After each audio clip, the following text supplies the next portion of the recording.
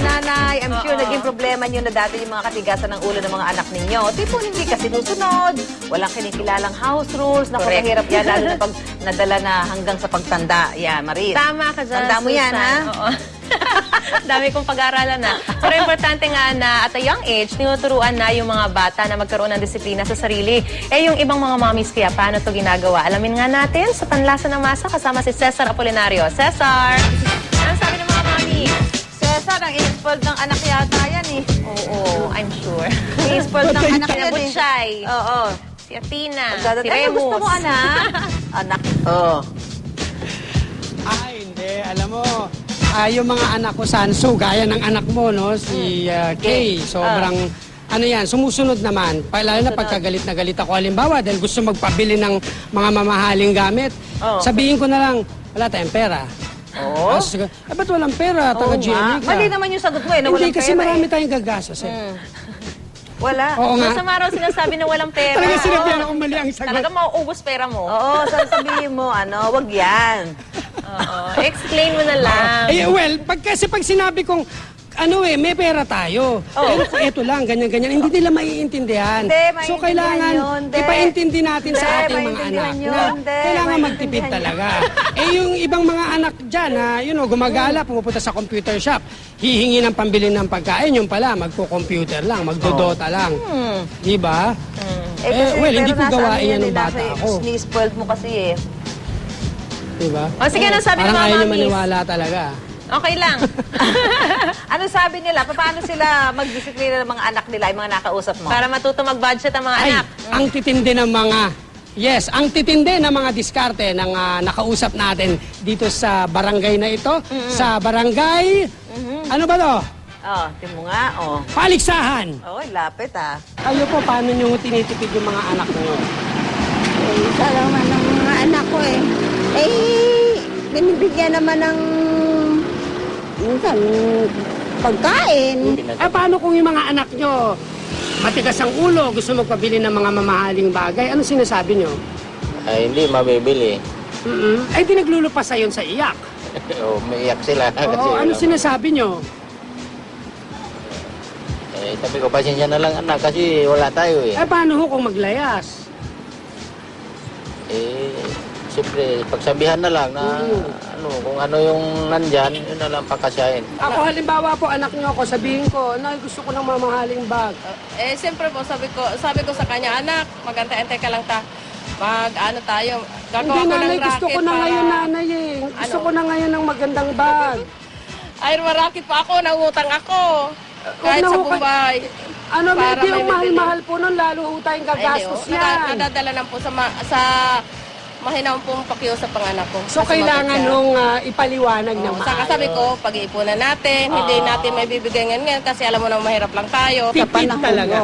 Sa panahon ngayon, imbes nga yung baon, napupunta sa mga computer. So, yun yung may kasalanan. Pero kung walang mga ganyang computer, magbibigay naman kayo sa anak nyo, no? Oo, pero Bigay sa layaw yan. Oo, binibigyan mo naman kasi nakakaawa naman yung iba. Ayan. Alam mo, San at Maris, yung pagdidisiplina, hindi lang yan sa kung paano ka magtipid. Siyempre, paano kung yung mga anak natin o yung apo natin lumalabas ng gabi, di ba? Delikado. So, paano natin sasabihin sa kanya kung wag na siya lumabas, di ba? May makakausap tayo rito. Si Ate, lika rito, te.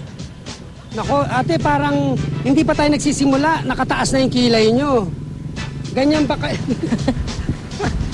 Ay, tumatawa kayo, taas ng kilay. Paano kayo magdisiplina sa anak? Ano po, pag halimbawa may gusto siyang bilhin na hindi kaya, sinasabi ko po. Ilan ba anak nyo? Isa pa po. Isa lang. Opo. Okay, paano ang ginagawa nyo po? Halimbawa, nagpabili ng, Mami, gusto ko po ng computer. Ay sinasabi ko pong hindi pwede. Wala po kayong pera, Mami? Wala, kasi kulang nga sa budget, di ba? Dapat unahin Hindi, muna Mami, yung... yung mga classmate ko po, may mga computer, may mga iPad sila, kompleto sila sa gamit, may gadget pa sila. Ay, hindi pwede kasi di pwedeng ikaw ang masusunod, di Hindi, ba? Mami, ba't ganun yung mga kaibigan ko po, naglalaro sila sa labas? Basta ako masusunod, hindi nga pwedeng ikaw ang masusunod. So, So ganun ba? Pag sobrang makulit na yung anak, kailangan talaga yung desisyon nyo, ganyan? Ako pong nasusunod. O, tataas yung kilay, ganyan. Hindi naman sa tataas. Paano kung sabihin ng anak mo, Mami, isa lang naman akong anak nyo eh. Bakit naman yung mga kaklase ko, 5 sila sa bahay. Ang dami nilang gadget. Kahit na nag-iisa ka lang, hindi pa rin pwedeng ikaw ang nasusunod. Kaya kung anong gusto ko, Yes. kung anong gusto ko, yun ang gusto ko. Ayoko nang ikaw ang masusunod Palagi ba nanay ang nasusunod? Hindi naman sa ganun. Pwedeng kung kayang bilihin, mabili natin yun. Pero pag hindi pwede, Ang bait-bait niya naman, Mami. Pero kailangan ba kamay na bakal pag magdisiplina sa mga anak? ay hindi naman po. Kailangan lang din. Kausapin mo ng maayos. At saka, Yan yung katulad ng ganyan. opo, hindi yung papaluin mo, yung gano'n. Kailangan kausapin mo lang siya.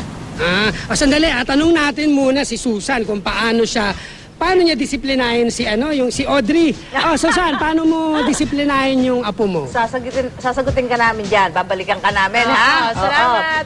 Pakinggan mo to kung paano. Pakinggan mo. Ngayong Cesar. umaga, bibigyan din natin ng isa sa mga hamon sa ating mga nanay. Ano po? Ang pagdidisiplina sa ating mga anak. Bakit ikaw ba, Susan, sumakit yung ulo mo noon nung dinidisiplina mo yung mga anak mo? Si Kay? Hindi. Naku, hindi nga masya. At saka parang nakita niya yung value nung... Pag kunin nakikita niya sa magulang, yun ang sinusunod na Maswerte nga yung ginagaya. ganyan. Paano yung mga ibang mga, yung talaga matitigas ang ulo? Pero importante yun, di ba? Yan, kasi nga importante yung napakalaki papel na ginagampanan ng mga ng mga magulang sa kanilang mga bata, diba? Sa kanilang mga anak. At nakikipagpuntahan sa atin ngayon, walang iba kundi Ang ating suki. si Dr. Na Babes Dr. Arsenas, isang psychiatrist. Good morning po, Doc! Good morning, Dr. Good Babes. morning, Susan and Maris. Kamusta na kayo? Mabuti Mabuti naman po kayo. Ito po. Ayan, ang tanong natin una kay Doc, bakit po may mga batang nagiging spoiled? Ayan. Yung laki sa layaw, sabi nga, di ba? O kasi may tinatawag tayo na hindi nagli-limit setting. Ibig sabihin yan, hindi mo kinokontrol. Yung kumbaga parang binibigay mo lahat. Which is, dapat hindi. Dapat hindi. Paano mo tuturuan yung anak nyo na hindi maging spoiled or yung kumbaga parang hindi mo ibibigay lahat, pero at the same time, hindi mo naman ipaparamdam sa Hindi mo kanya na naman dinedeprive mo siya, Oo. di ba? Oo. Kailangan lang dyan na you have to have shared responsibilities. Ibig sabihin, napaintindi mo yung bata kung bakit hindi natin maibibigay sa iyo ito ngayon. Halimbawa, may gusto siyang laruan at tapos hindi sa budget. Alam mo, ang importante dyan, mag-usap kayo, pwede naman kayo mag-compromise.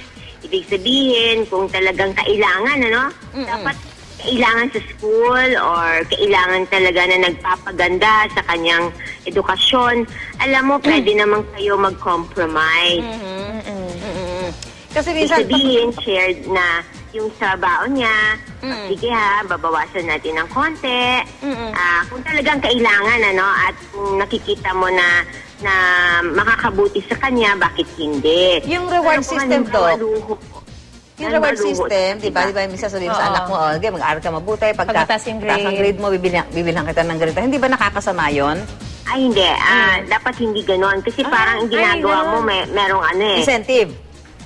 parang May merong reward. incentive na baka mag-aral lang siya dahil doon, no? Ay, mali pala yun, Maris. Pero madalas gawin Ay, niya mga may mga magulang, ganon, ha? hindi ba?